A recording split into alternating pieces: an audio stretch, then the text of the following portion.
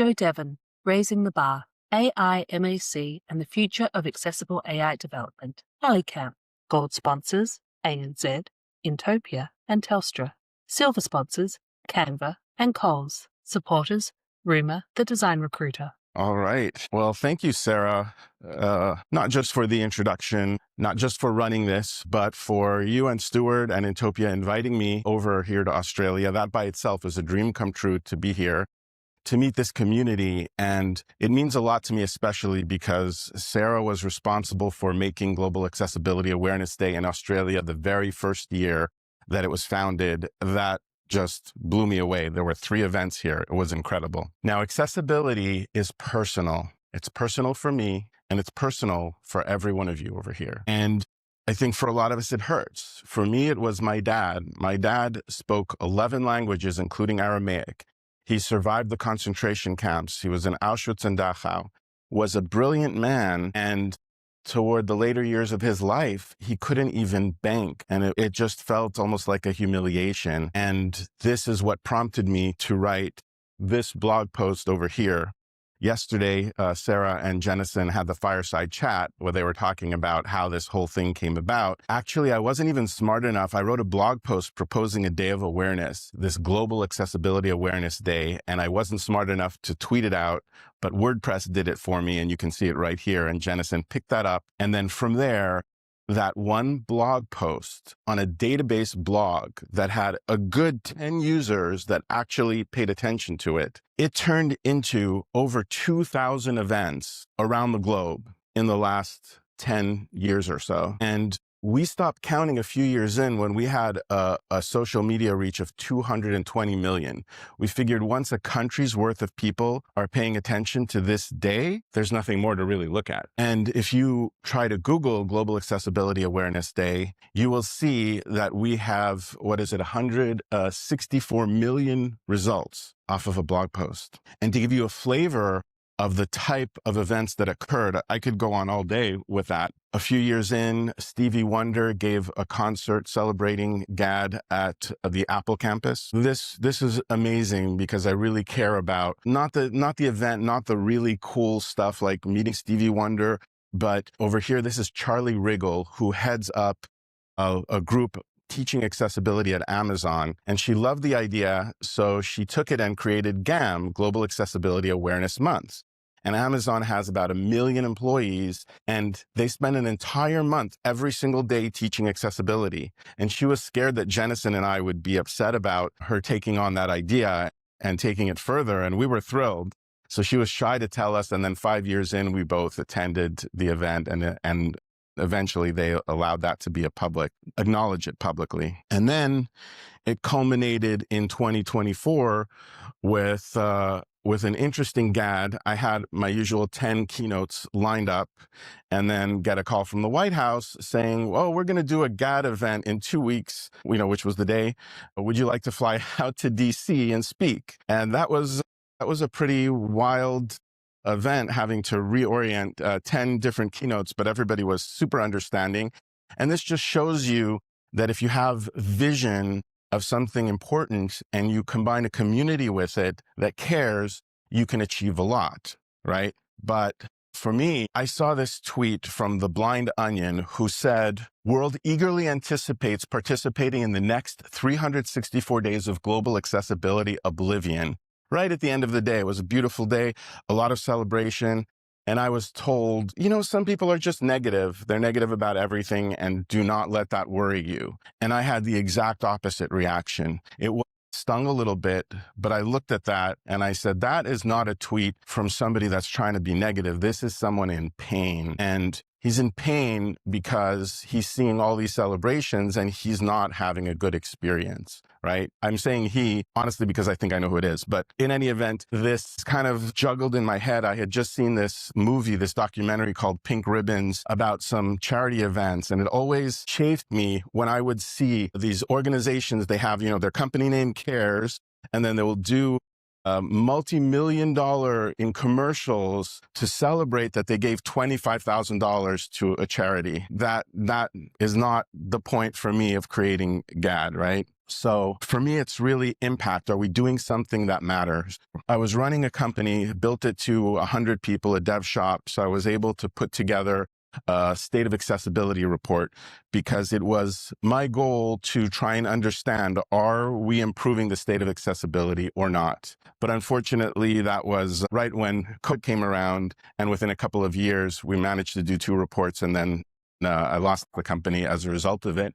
But fortunately, WebAIM, who's a wonderful nonprofit organization, they also created a similar kind of report. We had a same idea around the same time, and we worked together, collaborated, and their numbers are not great at all. It's been about 97% most of the time. Finally, it improved about 3% after 7 years. These are not great numbers. I also don't want to overdo it because you can't just take accessibility and say, okay, here's the number. It is 97% inaccessible.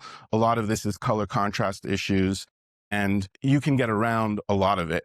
I just try to get a gut feel because I asked my friends who are assistive technology users, how bad is it, just to get a sense. And it's definitely improved over the years. And due to GAAD, I know for sure that a lot more teams that had absolutely no idea about accessibility are aware of it today. So I feel like we've achieved something, but it's not good enough. And then I have a mentee, Ben Ogilvy, who heads up accessibility for ArcTouch, and they were very supportive of the idea of creating a mobile app report. So they created SOMA, State of Mobile App Accessibility Report. And as you would expect, the numbers are not great there either.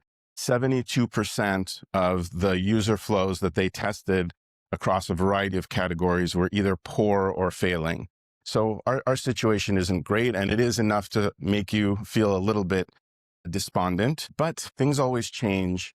And especially in technology, ChatGPT came out in, November 2022, the end of November. Within a few days, they got 1 million users. Then by January, 30 million users. By the end of the year, 100 million, then 300 million, then 400 million a month or two later, and they're going to have about 1 billion by the end of 2025. These are numbers nobody has ever reached at all, not even close. This wonderful thing happened as well. A company created Cursor, which is an AI coding assistant. And this thing took off very quickly as well. I don't have the numbers on there, but a legendary AI researcher, Andrej Karpathy, who headed up AI for Tesla, he was a co-founder of OpenAI and is just this wonderful person who does videos teaching people how AI works, helping programmers become researchers. And every time he posts something on social media,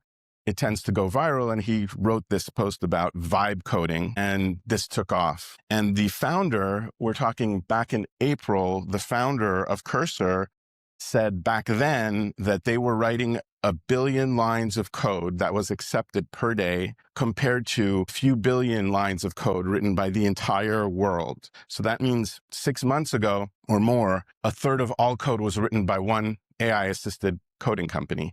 Since then, there are dozens and dozens of competitors. NVIDIA, who is the biggest company in the world right now with a capitalization of $4 trillion, every engineer uses Cursor over there, and they say that it helps them tremendously. Claude Code, it was clear Cursor was the winner. They were going to take the crown with this coding, and then Claude Code, who Claude provided their models that people would use, it came out, and this became #1 within a matter of weeks among developers because it was so great. And then it was clear they were going to win everything. And then all of a sudden, OpenAI comes out with their 7th product called Codex. They're terrible at naming. They name everything Codex, but the Codex CLI is fantastic. And I'm sorry, I'm going into maybe a little bit more detail for the non-coders, but I just want you to get a sense that then Google comes out with Gemini. And now we have a whole bunch of really high quality tools for AI coding. Needless to say, we're probably seeing about 10 billion lines of code written by AI. I'm just guessing at that number, but I would guess about 10 billion lines of code written compared to 3 billion by human beings. This is an all-out war. So I wrote a little poll and I said, how many people really feel that AI coders are better than human beings? And you can see the results here. 45% said that AI is better at coding. 22% said no. 15% said by the end of the year it will happen, that AI will take over. And then another 15% said next year it will take over. So this is a whole other conversation about jobs in AI, but the message I want everybody to understand is this AI war means that by far everything written is going to be pretty much AI. And as a result of that, I have a little equation here, which is that the future of web accessibility and really mobile app accessibility too, that'll come next, is that if AI coding is accessible, then all applications will be accessible. And if it's not accessible, then none of them will be. So it is obviously extremely important for us that AI models code accessibly. And how do we ensure that that will happen? We have to go to the AI model companies and meet them where they are, which is they care about benchmarks. The benchmarks help them to decide if they're doing something well or not, and they use those benchmarks to improve their models. So I went out there and coming back on this slide, the reason I say impact again is because I want everybody like focused on this, because we sit here sometimes and we get focused on the WCAG, the WCAG guidelines. We don't think always about the developers. We don't think about the broader ecosystem, and the bad numbers that we see from WebAIM and the SOMA report are really important because we want to make a difference. We don't want to just get paid to do some work and not change things. And so when it comes to AI coding, we now have an opportunity to get ahead of it and make sure that the AI model companies pay attention to it. So I thought, all right, I don't have the expertise for this.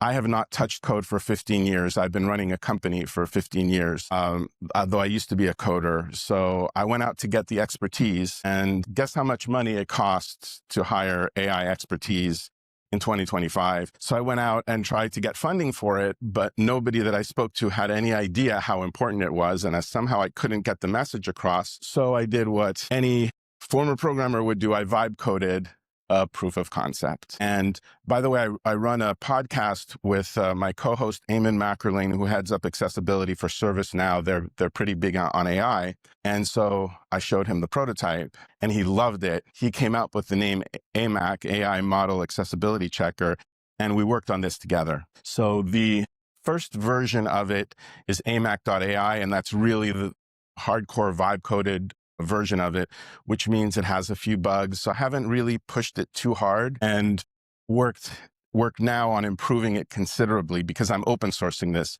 So when you open source something, you really want to make sure that it's high quality code. I can't just show people like the Claude code and cursor. So this is the new version, and you can actually access it on a staging site. This isn't really live to the public. I'm not telling people about it yet.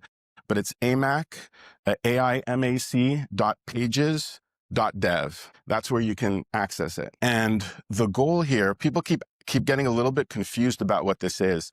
The goal here, our target, are AI model companies. We want them to change how they are doing their coding and pay attention when there are bugs, accessibility bugs. So I'm going to give you just a bit of an idea of how it works. I took the WebAIM million, they took the top million web pages, they categorized them, and they created 29 categories. So I am getting the AI model companies to return HTML for 28 categories because one of those categories is adult. And I do not want to ask the AI model companies to create adult sites. But other than that, I'm mapping it to WebAIM so that we can compare the AI results to WebAIM. And there's a company called OpenRouter, and they're a gateway so that you can have one API key and hit hundreds of different models. And I found that they had this really cool thing where they had rankings by category. So they had what are the top programming categories. So I pull those, which are usually about 19 or 20. And for each of those 20 or so models and each of the 28 different categories, I create a prompt where I ask the models to return HTML and then run that and test that. So I'm not expecting you to understand this slide. It's just a screenshot of the prompt that goes in to every single AI model, and then they return HTML. This is a screenshot of the HTML that comes back. And then I took a screenshot of every single one of these pages. And I want you to take a look at this because this is really much better quality than I expected. I worked pretty hard on creating a prompt that would return a full HTML page because I wanted you to be able to go to the site, scan all these different pages and see what kind of quality comes out of it and see how good it is and how bad it is. And so after taking a screenshot, I run it against AxeCore, which is an automated accessibility testing tool, and it's very deterministic. It won't catch everything, but the things that it's good at catching, it will catch, and I was able to create a score out of it. And the scoring algorithm essentially is AxeCore creates serious or critical issues, is what they call it. So the serious issues we multiply by 2, the critical by 5, and then we take the median score, meaning just the middle down the line. So if you have a very high or a very low score on one particular page, it won't mess up your statistics. And then what we found is just like the WebAIM Million report, a lot of the errors were color contrast. And this is actually good news because they actually did quite well on most of the other elements, which shocked me. I thought we would see a lot more variety of errors, but because the training data, it really maps exactly to what WebAIM said, that most of those errors are around color contrast, that the numbers are almost perfect. So we dampened repeat errors and then take the lowest score. We see a lot of missing label for form input fields, a lot of empty links and buttons. And again, that maps to WebAIM. How are we doing on time? Okay. So now this is a listing. I have a screenshot here of AIMAC. This is a listing of the top models. We've got GPT. OpenAI has 2 models there that are consistently at the top. Right now, GPT-5 Codex is winning. And it costs $2.57 to generate the 28 categories. And it costs about $25 to $40 every single run. So I have a sophisticated way to not cache the results. And then coming in third and fourth is Grok. And then Gemma is Google's open source model. And we are seeing that the top 3 winners tend to be the same on a consistent basis. The bottom 3 are the same, and then the middle kind of fluctuates a lot. And an important aspect when you're looking at these benchmarks is to understand that there is a big cost component to it. Unfortunately, Claude, which has a great reputation with coders, they are very expensive. They have never reduced their prices, and they've been scoring, they did a little better lately, but they've been scoring toward the bottom. So they're the most expensive, least accessible, which is a shame because they are a company that touts how much they care about doing the right thing and everything. So I hope that we can reach them. So if you want the very best model, you can go to that list and then pick the model that performs the best. But the reality is they're all very similar. If you take a little bit of a less expensive model that doesn't score quite as well, you're really trying to hit this place where your cost versus how accessible it is what you're going for. So I've taken a little circle here where I showed that on that chart, you can sort by cost, and then you'll get the score. And you can see that Grok 4 Fast, it costs only 6 cents to run those 28 HTML pages, but it ranks number 3. It's almost identical to the best. I'm not going to go into all of the detail here, but I gave you a few screenshots so you can see that, we do a lot of details where we explain, how each model does, how each category does. And then if you go down to the model page at the bottom, there's an entire gallery with the screenshots I mentioned earlier. And I know this is a lot of information to take in, but it is important. Like I said, I've really focused on the impact, and I want all of you to go in and check out the site, go down to the model, and then look at these categories. Click on the screenshots so you get a sense of what that HTML page looks like. Look at the Axe report, and then see for yourself if these numbers look right and they sound right to you. And I created a page here that you might want to take a picture of, which essentially shows the URL and repeats what I'd like you to do. And I would love to get some feedback on what you're seeing. I had a QR code over here, but this morning Bitly decided that that was a hack attempt, so they closed down that page. So I had to remove the QR code. I see a couple more pictures. All right. Now, why does all of this matter? We have press here. We have PR that have paid attention to this. This is so important. I don't really care about the press, the accolades. None of that really matters. the reason this is important is because the AI model companies pay attention to the press they get.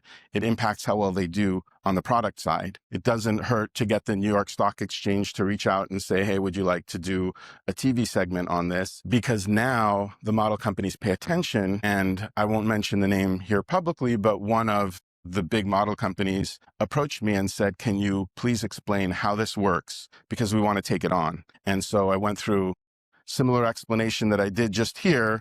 And they said, great, we're going to take on this benchmark. And as soon as that becomes public, all the AI model companies are going to compete with each other. So it's all about impact. And so thank you for bearing with me, because I always struggle with this presentation, anything around AIMAC, because there's a lot of technical detail. I know it might have been, there are a few rough slides for some of you here, but I wanted you to see it, and I wanted you to pay attention, particularly to the URL, because if you go in and spend more time on it, it will make sense to you, and this is really important. I want to explain also the reason that I did it this way, automated testing. So many people came up to me, and they wanted to know, why am I using Axe Core to do the benchmark? Isn't it so much more important to do things like having humans testing some of the more difficult aspects of it? But this was intentional, because if you have something deterministic, now the AI model companies, for them to get a perfect score will be very easy. All they have to do is run it against Axe Core, take their generated data, and just create millions of pieces of code, run it against Axe Core, and they will have labeled data that says, this is good, this is bad. And now all of a sudden they will score perfectly on their accessibility. Then we can start, once we've reeled them in and they're paying attention to the benchmark, then for phase 2, we can get more complicated, and we can get them to create more accessible, more difficult aspects of accessibility to be part of the code that they're doing. And after the success of this, we have gotten a lot more folks that were interested in helping. In particular, Microsoft is funding a full-time PhD student to work on phase 2. So that's really exciting. We're going to have a proper research paper and everything. You got to understand, yes, I know GAAD has gone viral, and within the accessibility community, I'm pretty well known, but it was not an easy thing to just say, after 15 years away, I'm going to vibe code a solution. I love AI. I'm paying attention to the AI researchers. I have so much respect for them, but this stuff is hard. This is not something that you can just easily figure out how they do things. And so being able to get a proper researcher just means the world. And the next phase, we're going to be working on form components, which are a lot harder. And we are open sourcing this. This will open the door for organizations to be able to take the open source code and then modify it for their uses. So if you're in a corporation and you want to know how good the AI model companies are doing, you can take this. And the way that we do it is we try not to bias the models. When we get the HTML back from them, we want to make sure that we didn't say something like, make this semantic HTML, make this accessible. We wanted to say, give me HTML, because the regular developer that does not care about accessibility, when they're prompting a model, they're just going to be saying, give me XYZ. So we want it to be fair. But if you want to test your models, you can take this code and say, okay, if I'm getting back data from the model companies, now what happens if I create system prompts and I improve the quality of what I'm getting back? Is this working? And which models are doing well and which are not? And then finally, a little story. Has anybody here worked on command line interfaces on terminal applications? How fun was the accessibility? Not great. I never really looked into it. I haven't seen many articles about it, but I thought if you create a command line interface, it would be super accessible. So I used the standard tools, Click and Rich, and another one of these. And I built a beautiful command line interface that had all these cool doodads. And then I opened up a screen reader and literally nothing. It did not recognize a single thing. And I had to blow away that entire thing and build it again from scratch. So I have a few screenshots because I thought, okay, we really got to do this right. I reached out to some AT user friends of mine to try and do a little research. And now on the command line, you can run a full collection. You can generate every kind of report. In fact, there are more reports that you can run on the command line interface than you can on the web. So over here, we just have the standard leaderboard. If you do -V for verbose, you get statistical analysis as well.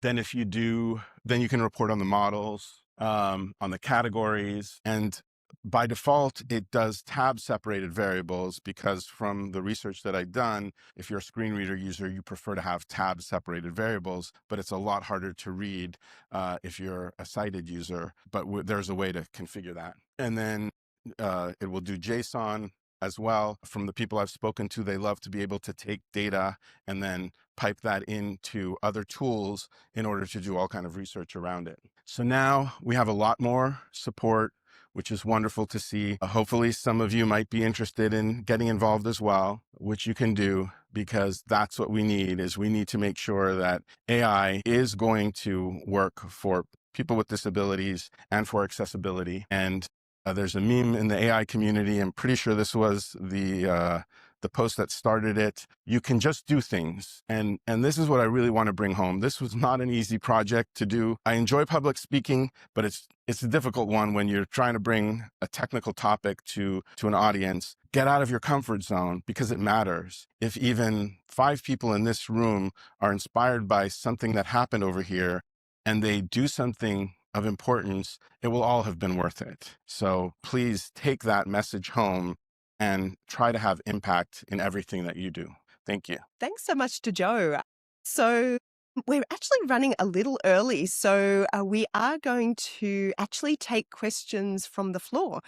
We're just going to get a roaming mic, but have a think about your questions and pop up your hand or indicate if you would like to ask a question. No, we're going to bring a microphone. Yes, online. Can we use the same either tool or method to test vibe coding tools like Figma Make and others? Sorry, I'm not following the question. Can we test with the same method the vibe coding tools like Figma Make? I mean, you can use vibe coding tools to create your own benchmark. And then once this is open sourced, you can kind of use this as a model. You know, you are welcome to drop me a note and we can work on it together if you want. I will. Yeah, absolutely. I'd love to know if there's anything that you thought about if you would do differently, given how you got to where phase 1 got to. Gosh, that is a great question. When I started vibe coding, it was magic. It was incredible what they were coming out with. But the problem is there was a lot of nastiness under the hood. And so when it came time, I thought I would open source it months ago, but there was so many things wrong under the hood. There were some algorithm issues as well. So I would have probably spent a little bit more time on manually reviewing everything it did. I did look at every single line of code that it wrote. Like, I didn't just let it go, but a lot of things it gets away with things.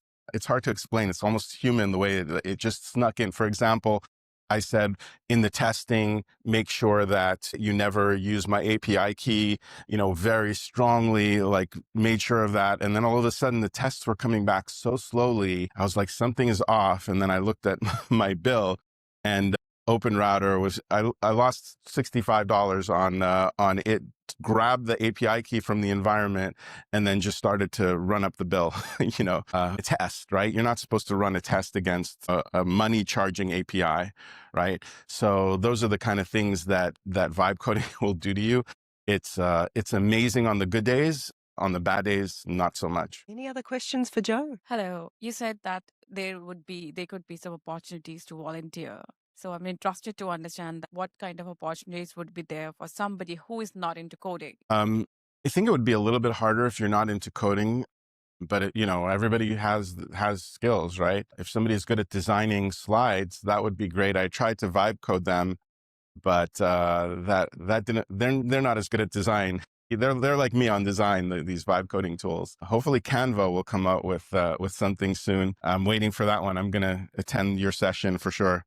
So there's, all kind of skills are always useful. All right. Thank you. Yeah. Thank you. Any further questions? We have one. Just on the left. Thanks so much for your speech. I'm just curious, if we're going back to our CTO or our engineering leadership teams, what advice would you have to start this conversation? So again, the purpose of this is the AI model companies, but I have spoken to a good number of CTOs about this. And I would say just the vibe coding in general, the way that I would implement it in an organization is, when it comes to accessibility, you should take every single pull request, basically every single piece of code that gets added to a code base should be tested with an accessibility bot that tries to identify accessibility issues. Now, it can make a lot of mistakes, so you have to be careful about how you implement it. You want to try to be as deterministic as possible in what you're asking, and every single product is different, every code base is different, so you have to be very intentional. But I would say work with the accessibility teams in order to incorporate aspects of this. Another thing that happens is you get a bug report. There's an accessibility bug. You could have these coding agents actually write the fix for the code within a few minutes of the bug coming in. And then you just need an accessibility expert to come in and say, this bug was fixed correctly or it was not fixed correctly. So it can save a tremendous amount of time and the backlog of bugs can go down very quickly. And there's a whole other aspect, which is data, because these organizations all have a huge list of issues, and you typically have the code that was before, and then you have the bug fixes, and then you have the code after. So you have really good labeled data, but this is obviously proprietary, and most organizations would not want to publicize this. But if we could get accessibility teams together and try and find a way to grow an open source data set and give this for free to the public, that would help the AI model companies to really improve their models. Jennison, they're going to bring you a mic. You have been working so hard on this for such a long time, but I think it's important for folks to know also that the work you're doing with AIMAC is part of the GAAD Foundation work. Yes. Yes, that was on the screenshots, but I did not describe that slide properly, so I apologize. That was it. Question up the back in the middle. Yeah, hi, Joe, and thank you very much for a really interesting session. So if I'm hearing and understanding you correctly, a future where from a design, the design will probably be coded by AI, and then after that process, really the only human involvement will be in QA. Is that right? Is that what am I hearing you correctly there? Are you talking about coding in general or accessibility? I'm talking about coding in general. That's a tough one because probably is true. It probably is true. You know, we're so early and it's already quite good. On the good days, it's quite good. And I want to be clear on the vibe coding too. So the vibe coding is when you're not looking at the code at all. So Andrej Karpathy is one of the best programmers in the world. And what he said in that tweet, just to be a little bit clearer, he said that there's just some projects, he might take a side weekend project and not look at the code at all. Vibe coding means you're just picking a project, you're letting the AI write the code, and then either it works or it doesn't. And so when you're building an enterprise product, you cannot have no oversight today. But I'll give you an example of what I did. I was on a group chat with several friends who were blind. There were 3 videos that were right up their alley with no sound at all. So literally, if I sent them those videos, it would be completely useless. But I vibe coded without looking at a single line of code, a program that took in those videos, sent them over to a visual model that took every frame and described that frame. And then that was a ton of data. So I vibe coded, taking that data and turning that into an audio description script, then vibe coded, put this all together in one like big application, vibe coded, sending that to a text to speech model. And then that created an audio file that described each of those 3 videos, and then vibe coded stitching the audio together with the video. And then I sent it to my friends, this audio described videos. That took me 1 hour. The next time I want to do that, it will take me 5 minutes. And these are things that companies are selling for an awful lot of money, right? So that is vibe coding, right now. But in 5 years from now, they're going to be better than humans. That's why I took that poll. Just to be clear, that poll was about, is AI going to be better at this than human beings? Is it better today, right? I don't think it's better than the best programmers, but it's better than a lot of programmers. And I could tell you that the really like top level best programmers in the world, they are doing an amazing job of giving the instructions. And it's a whole other level. There are a few people posting on this, and you can compare the way that they prompt the models to the regular programmer. It's 2 different worlds. Does that answer your question?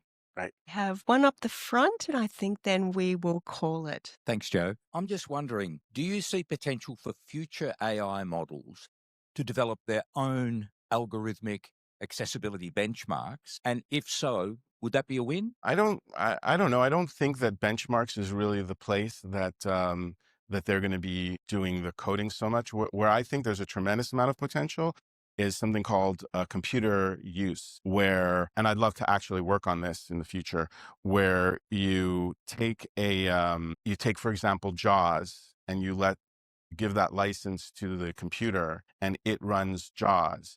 And, I'm sure that Intopia and pretty much all the major companies have like their list of, this is how you test an app. This is how you test a page, right? You've got that, right, Stuart? Yeah. So you give that to an AI and then you have it do the automated testing against that. Now you're going to get much more accessible results. So it's not quite there yet, but it's beginning to happen. They're beginning to do this, and maybe in a year or maybe in 5 years, they will be able to do that. And that's where I think we're going to take things to a whole other level. Yeah. Well, great. AliCamp, celebrating 10 years.